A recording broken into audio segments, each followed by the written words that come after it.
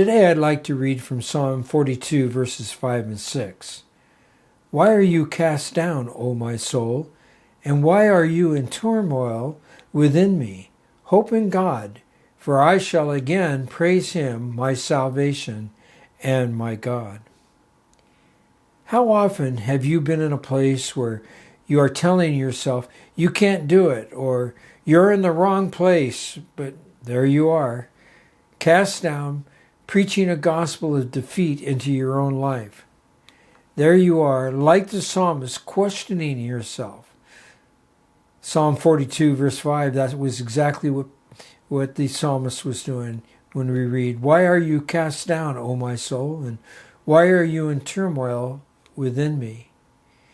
Here we see the psalmist caught up in his own circumstance and his eyes focused on himself.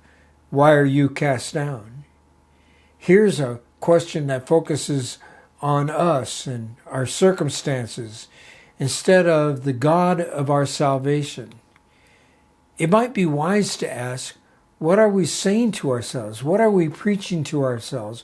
What are we saying to ourselves about the God who loves us and purchased us with his own blood? This is especially important to ask in light of the fact we have an overwhelming tendency to focus on ourselves and our circumstances as if it all relies on us. It is so easy to become me-focused and circumstance-focused instead of God-focused. It is also important for us to ask, what are we saying about the God who loves us? Our problem is that we have become infected with a message conjured up from within us that looks to ourselves and our own failures instead of the God who created us, saved us, and desires to conform us to himself. We are caught up in a gospel that is no gospel at all because we are looking everywhere but to the intimate God who desires to show himself strong in our lives. My tears have been my food day and night, while they say to me all day long, where is your God? And then in 9 and 10, I say to God, my rock, why have you forgotten me? Why do you go mourning because of the oppression of the enemy? As with deadly wound in my bones, my adversaries taunt me, while they say to me all the day long, where is your God? And then the psalmist turns to the one who can answer all of our difficulties in verses 5 and 6, and then again in verse 11.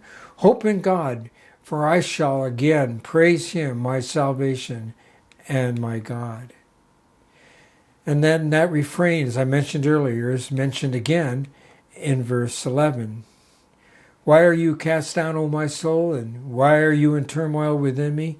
Hope in God, for I shall again praise him, my salvation and my God. It is easy for us as believers to forget that we serve a God who has not forgotten about us, but rather desires to be the one that walks with us through our victories and our circumstances and problems. Either way, he shows himself to be the victor, and we once again revel in his grace. It is easy for us to forget that it is really all about God and his glory. The enemies that the psalmist faced in Psalm 42 were placed there by God himself, who just wanted the psalmist to look to him as the source of his victory.